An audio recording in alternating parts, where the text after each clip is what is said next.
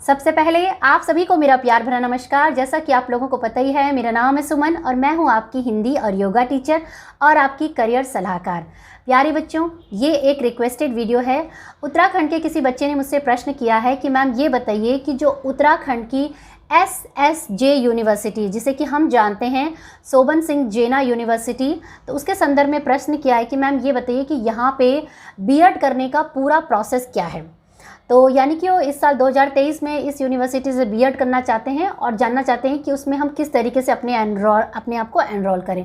तो प्यारे बच्चों, आज का वीडियो होने वाला है इसी यूनिवर्सिटी के डिटेल जानकारी, जिसमें कि मैं आपको पूरी तरीके से जानकारी दूंगी कौन बच्चा इसके फॉर्म को भर सकता है, कब इसके फॉर्म आएंगे और इसका सबसे इम्पॉर्टेंट पार्ट कि जो एंट्रेंस एग्ज़ाम से होगा और इसका जो एग्ज़ाम पैटर्न होगा वो किस प्रकार से होगा। मतलब बच्चे को पता होना चाहिए कि इसने पढ़ना क्या है इसके बीएड एंट्रेंस एग्ज़ाम को देते हुए। इसके साथ साथ बच्चों के मेरे पास बीएड को लेके काफ़ी बार प्रश्न आते हैं कि मैम हमारा जो ग्रेजुएशन है उसमें 45% है, तो क्या हम इस बीएड के फॉर्म को भर सकते हैं। तो कुछ बच्चों के ऐसे भी प्रश्न होते हैं कि मैम हमारा ग्रेजुएशन अभी कंप्लीट नहीं हुआ है, हम फाइनल ईयर में, तो क्या हम इस फॉर्म को भर सकते हैं। कुछ बच्चों के प्रश्न होते हैं कि मैम हमारा ग्रेजुएशन नहीं करना चाहते, हम पीजी यानी कि एमए के बेसिस पे बीएड करना चाहते हैं। तो प्यारे बच्चों, आज का वीडियो होने वाला है इसी के डिटेल बारे में। पूरी वीडियो में मैं आपको इस यूनिवर्सिटी की डिटेल जानकारी दूंगी, कैसे आपने फॉर्म भरना है, कहाँ पे जाना है, कब इसके फॉर्म आएंगे। तो जुड़े रहिए मेरे साथ इस वीडियो में शुरू से लेकर अंत तक। और चैनल पे नए हैं तो वीडियो को पूरा ज़रूर देख लेना अगर आपसे रिलेवेंट है, और अगर अच्छा लगता है तो चैनल को सब्सक्राइब करके ज़रूर जाइएगा। और उससे पहले मैं ये बताना चाहती हूँ आपको कि मैं करियर हेल्प भी देती हूँ, जिसकी फ़ीस होती है केवल मात्र 99 रुपीज़। फ़ोन नंबर मेरे यहाँ पर डिस्क्रिप्शन बॉक्स में दिया, आप फ़ोन करके भी मुझसे कंसल्टेशन ले सकते हैं और अपनी कोई भी करियर गाइडेंस या कोई भी करियर डाउट है उसे क्लियर कर सकते हैं। ठीक है, तो चलिए बढ़ाते हैं अपना आज का वीडियो, जो कि है बीएड 2023 सोबन सिंह जेना यूनिवर्सिटी के बारे में। तो प्यारे बच्चों, सोबन सिंह जेना यूनिवर्सिटी के बीएड के बारे में जानने से पहले थोड़ा सा मैं इस यूनिवर्सिटी की जानकारी आपको दे दूं। देखो, ये यूनिवर्सिटी एग्जिस्टेंस में आई लगभग 2020 के आसपास। इसको बनाने का मुख्य उद्देश्य यही था कि जैसा कि आप लोगों को पता है कि उत्तराखंड 2 मंडल में डिवाइड है, कुमाऊं मंडल और गढ़वाल मंडल। तो कुमाऊं मंडल में केवल एक ही यूनिवर्सिटी हुआ करती थी, जिसे कि हम कुमाऊं यूनिवर्सिटी के नाम से जानते थे। और कुमाऊं मंडल में होता क्या था कि कुछ ऐसे दुर्गम इलाके भी होते थे, इंटीरियर एरिया, जहाँ पे कि बच्चों को पढ़ाई इत्यादि करने में दिक्कतें होती थी, पर्टिकुलरली इस यूनिवर्सिटी से फॉर्म वगैरह भरने के टाइम पे। तो हुआ क्या कि एक अलग से इसी यूनिवर्सिटी को कार्व करके एक छोटी सी और यूनिवर्सिटी बना दी गई, जिसे कि नाम दिया गया सोबन सिंह जेना यूनिवर्सिटी। तो बेसिकली इस यूनिवर्सिटी में वो बच्चे इंटरेस्टेड होते हैं जैसे कि जो अल्मोड़ा, बागेश्वर, पिथौरागढ़ या चंपावत इत्यादि के हैं ना, जो कि थोड़े रिमोट एरिया है कुमाऊं मंडल के, तो वो बच्चे यहाँ से इंटरेस्टेड होते हैं कोई भी कोर्स करने के लिए। ठीक है, तो ये है छोटी सी हिस्ट्री इस यूनिवर्सिटी के बारे में। अब बात करते हैं बीएड की। तो देखिए, सबसे पहली बात तो मैं आपको बता दूं कि इस यूनिवर्सिटी का भी जो पूरा प्रोसेस है ऑलमोस्ट सेम है कुमाऊं यूनिवर्सिटी के ही जैसे। क्यों है? क्योंकि ये जो सोबन सिंह जेना यूनिवर्सिटी निकल के आई है, ये बेसिकली कुमाऊं यूनिवर्सिटी से ही निकल के आई है। ठीक है, तो बीएड की अगर मैं बात करूँ तो इनका जो बीएड होता है वो भी 2 साल का होता है। ठीक है, और एलिजिबिलिटी क्राइटेरिया ये है कि आपके पास जो है वो या तो ग्रेजुएशन होना चाहिए, कंप्लीटेड होना चाहिए, या आप ग्रेजुएशन के फाइनल ईयर में हो, या आप पीजी कर रहे हो। ठीक है, पीजी फाइनल है तो भी आप इसके फॉर्म को भर सकते हैं।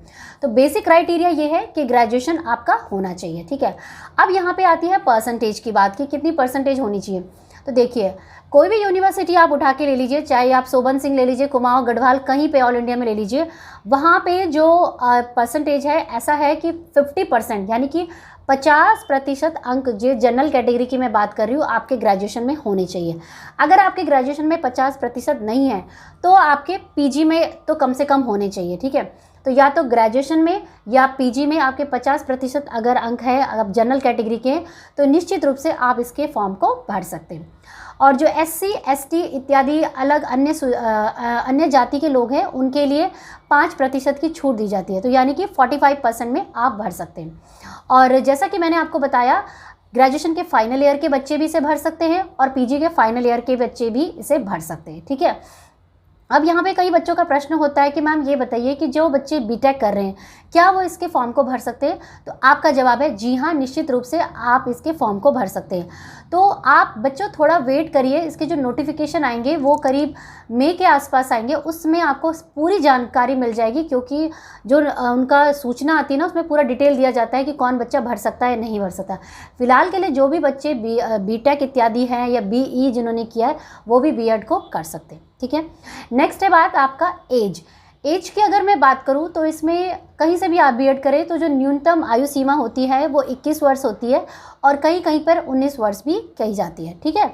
और जो इसका एग्ज़ाम होता है तो एग्ज़ाम तो इसका ऑफलाइन होता है, मतलब कि आप एग्ज़ाम हॉल में जाएंगे, आपके पास OMR शीट होती है लाल कलर की और क्वेश्चन पेपर होता है।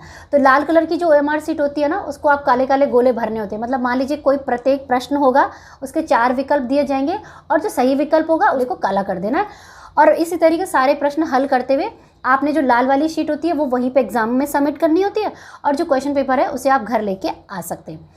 और इसका जो फॉर्म भरे जाएंगे वो भरे जाते हैं ऑनलाइन, ठीक है। ऑफलाइन कोई भी फॉर्म नहीं भरे जाते। और फॉर्म को जो भरने की जो प्रक्रिया स्टार्ट हो जाएगी वो आप मान लीजिए कि अप्रैल या मई में निश्चित रूप से हो जाती है, क्योंकि जुलाई में इनका एडमिशन हो जाता है और अगस्त सितंबर तक इनका काउंसलिंग निपट के अक्टूबर में आपका पूरा एडमिशन आपका हो जाता है। मतलब दिवाली दशहरे के बाद आप मान के चलिए कि आप पूरा प्रॉपरली आपका एडमिशन हो जाएगा, उससे पहले भी हो सकता है। और इसका जो होता है वो एंट्रेंस एग्ज़ाम होता है। अब कुछ बच्चे ऐसे हैं जो उत्तराखंड के रहने वाले हैं और मुझे पूछ रहे हैं कि मैम क्या हमें कुमाऊं यूनिवर्सिटी या जो सोबन सिंह यूनिवर्सिटी है या जो श्रीदेव सुमन है सबके लिए क्या हमें CUET एंट्रेंस एग्ज़ाम देना पड़ेगा, जिसे कि हम जानते हैं कॉमन यूनिवर्सिटी एंट्रेंस टेस्ट के नाम से या सेंट्रल यूनिवर्सिटी एंट्रेंस टेस्ट के नाम से।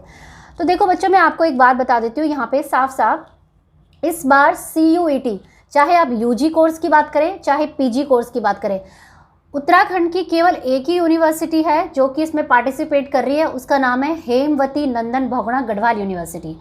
तो जो भी बच्चे बीएड करने का सोच रहे हैं फिलहाल के लिए इस यूनिवर्सिटी के लिए तो आपको CUT नहीं देना है।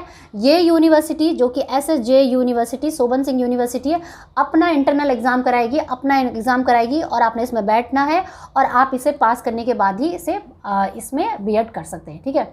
अब यहाँ पे बात आती है कि कौन बच्चा इसके फॉर्म को भर सकता है, कौन नहीं भर सकता। क्या दूसरे राज्य UP बिहार इत्यादि के भी क्या इस यूनिवर्सिटी को टारगेट कर सकते हैं? तो देखिए, निश्चित रूप से आप टारगेट कर सकते हैं। पिछले बार का जो ब्रोशर और जो नोटिफिकेशन था उसमें यही था कि टारगेट कर सकते हैं, लेकिन उन्होंने ये बोला है कि जो बच्चे इस यूनिवर्सिटी के अलावा किसी दूसरी यूनिवर्सिटी से ग्रेजुएशन फाइनल ईयर में, ठीक है, फाइनल ईयर में, ग्रेजुएशन कंप्लीट नहीं बोल रही हूँ, फाइनल ईयर में है, वो इस यूनिवर्सिटी के फॉर्म को नहीं भर सकते। क्यों नहीं भर सकते? होता क्या है कि दूसरी यूनिवर्सिटी का कभी कभी रिजल्ट आने में टाइम लग जाता है और फिर तब तक बच्चा एडमिशन में, मतलब उसका एडमिशन भी नहीं हो पाता बीएड में।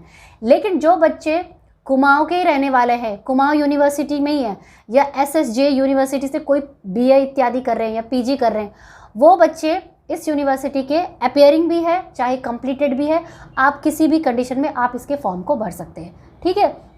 तो कहने का तात्पर्य ये लिमिटेशन केवल जो बाहर से बच्चे आएंगे जिनका ग्रेजुएशन कंप्लीट नहीं है उनके लिए। अगर आपका ग्रेजुएशन पूरा कंप्लीट हो चुका है तो आप इस यूनिवर्सिटी को टारगेट कर सकते हैं, ठीक है। तो ये है बच्चों, आपको मैंने बताया। अब बात करते हैं बच्चों इसके एग्ज़ाम पैटर्न की, यानी कि आपका किस तरीके से पेपर आएगा, क्वेश्चन पेपर आपने पढ़ना क्या है ना, कितने मार्क्स का आएगा, कितने नेगेटिव मार्किंग होगी या नहीं, और आपको इसको सॉल्व करने के लिए कितना टाइम दिया जाएगा। बेसिकली सबसे ज़्यादा बच्चों को कन्फ्यूजन ये होता है कि भाई जो आर्ट्स वाला बच्चा है वो पूछता है कि मैम क्या इसमें मैथ्स के क्वेश्चन भी आएंगे, तो वो इस पूरे से समझ लेते हैं, ठीक है। तो एग्ज़ाम पैटर्न की अगर मैं बात करूँ तो बच्चों इसमें जो पूरा क्वेश्चन पेपर आता है ना वो 300 नंबर का आता है, ठीक है। और ये क्वेश्चन पेपर जो होता है वो 2 भागों में डिवाइड होता है। पहला भाग जो होगा वो कंपलसरी होता है, चाहे आप आर्ट्स के बच्चे हैं, साइंस के बच्चे हैं या कॉमर्स के, वो उसके लिए पूरा कंपलसरी होता है, ठीक है। दूसरा भाग का जो B पार्ट होता है, दूसरे भाग का जो B पार्ट होता है वो सारे बच्चों के लिए अलग अलग आता है। कैसे अलग आता है वो मैं आपको समझाऊंगी। देखिए, सबसे पहले तो हम पहले भाग की अगर हम बात करें जिसका तो सबसे पहला जो पार्ट होगा वो है आपका लैंग्वेज, ठीक है। लैंग्वेज जो होगा वो आएगा आपके पास 50 मार्क्स के आएगा और 50 क्वेश्चंस आएंगे, ठीक है। यानी कि प्रत्येक प्रश्न जो होगा वो आपका 1 नंबर का होगा। दूसरा, भाग 1 का जो बी पार्ट होगा, अभी हम भाग 1 में ही हैं, ठीक है, भाग 1 का बी पार्ट होगा, वो उसमें आएगा जीके और रीजनिंग। तो बेसिक जीके जो होगी, यानी कि उत्तराखंड का जो जीके होगा वो आप पढ़ लीजिए। बाकी जो थोड़ा बहुत करंट अफेयर्स चल रहे हैं वो पढ़ लीजिए। थोड़ा बहुत जो नेशनल एजुकेशन पॉलिसी में जो है उसे पढ़ लीजिएगा, वो आपको पढ़ना है। इसमें भी जो क्वेश्चंस होंगे वो होंगे 50 क्वेश्चंस और 50 मार्क्स के। तो पूरा जो ये दोनों को मिला के बन गया आपका 100 नंबर का आपका पूरा पेपर, ठीक है। ये हो गया आपका भाग 1 का ए पार्ट भी और बी पार्ट भी। अब जाते हैं दूसरे भाग में, जिसमें क्या आएगा आपके पास पूरा एप्टीट्यूड क्वेश्चन। तो जो ये एप्टीट्यूड क्वेश्चंस होता है ना, ये होता है टीचिंग एप्टीट्यूड। टीचिंग एप्टीट्यूड का मतलब कि आप आने वाले भविष्य में कितने अच्छे टीचर बन पाएंगे, कितने अच्छे बच्चे की साइकोलॉजी को समझते हैं, उस प्रकार के सिचुएशनल बिहेवियर बेस्ड क्वेश्चंस होते हैं। और उसमें आप किस तरीके से सोच पाते हैं, उसके भी 4 ऑप्शन दिए जाएंगे और आपको सही आंसर पे जवाब देना होगा। जैसे उदाहरण के लिए मैं आपको बताती हूँ कि मान लीजिए कि अपने बच्चों को होमवर्क दिया और बच्चा होमवर्क करके नहीं आया, तो जब आप क्या करेंगे एज ए टीचर? क्या बच्चे को प्रिंसिपल के पास ले जाएंगे? क्या बच्चे को उसके पेरेंट्स पे नोट लिख के देंगे या क्लास से बाहर खड़ा कर देंगे? या आप एज ए अच्छे टीचर बच्चे से पूछेंगे और जानने की कोशिश करेंगे कि उसने होमवर्क क्यों नहीं किया, उसकी काउंसलिंग करेंगे और उसको बताएंगे कि बच्चों होमवर्क करना कितना इंपॉर्टेंट है जितना कि क्लास में पढ़ना। तो बताओ कौन सा आंसर सही हुआ? चौथा आंसर सही हुआ ना, कि भाई आप बच्चे को एज ए उसके मतलब मेंटोर की तरह हेल्प कर रहे हैं, उसको गाइड कर रहे हैं, उसको असिस्ट कर रहे हैं, तो वो आपका ऑप्शन सही होगा। तो यही तो टीचर का काम होता है ना। तो ये टीचिंग एप्टीट्यूड में क्वेश्चंस भी इस तरीके के आते हैं। तो ये मैंने आपको छोटा सा बता दिया। बाकी अगर आपको कोई मतलब पढ़ाई पढ़ना है मुझसे, तो मैं इससे रिलेटेड वीडियो भी बनाती हूँ। आप चाहे तो चैनल को सब्सक्राइब कर लेना, और इसके वीडियो भी मैं लेके आऊँगी बीएड एंट्रेंस एग्जाम के, ठीक है। नेक्स्ट आता है आपका इसी का भाग 2 का बी पार्ट, वो आएगा आपका ऑप्शनल। ऑप्शनल का मतलब ये होता है बच्चों, यहाँ पे आएगा आपका अलग पेपर। यानी कि यदि अगर आपने जिस भी बच्चे ने जिस सब्जेक्ट में ग्रेजुएशन किया, अगर मैंने आर्ट्स में किया तो मेरे पास आर्ट्स का पेपर आएगा, मेरी सहेली ने साइंस में किया तो उसके पास साइंस का आएगा, और मेरे फ्रेंड ने अगर कॉमर्स का किया तो उसके पास कॉमर्स का आएगा, ठीक है। तो यहाँ पे थोड़ा आपको स्कोरिंग है, आपका अपना सब्जेक्ट होगा, आपके सब्जेक्ट से रिलेटेड ही आपके पास पेपर आएगा।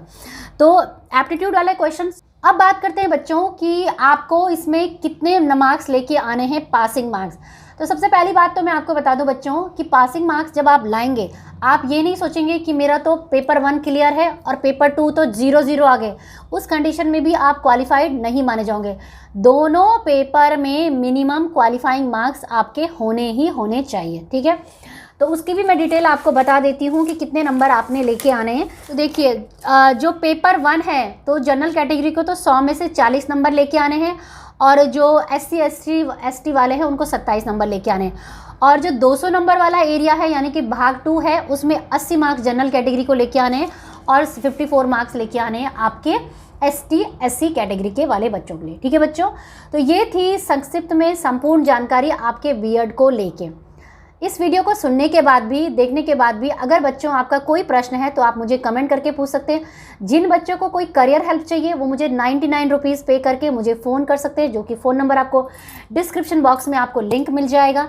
और इसके अतिरिक्त मैं आने वाले भविष्य में वीडियो भी लेके आऊँगी कि आपने सुमन सिंह जना यूनिवर्सिटी का जो बीएड एंट्रेंस एग्जाम है उसको कैसे क्रैक करना है, क्योंकि टीचिंग एप्टीट्यूड मैं पढ़ा सकती हूँ, इंग्लिश लैंग्वेज, हिंदी, ये सब मैं आपको पढ़ा सकती हूँ।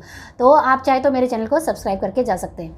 तो बस बच्चों, यही था आज का वीडियो। उम्मीद करती हूँ ये वीडियो आपके लिए बहुत ही हेल्पफुल रहा होगा, और ऐसी अन्य जानकारियों के लिए चैनल को लाइक शेयर सब्सक्राइब करिए। बाकी टीचिंग और लर्निंग से संबंधित सारी जानकारियों के लिए भी आप मुझसे जुड़ सकते हैं। वीडियो को देखने के लिए बहुत बहुत धन्यवाद। जय हिंद, जय भारत। धन्यवाद। सत्यमेव जयते। धन्यवाद। जय हिंद।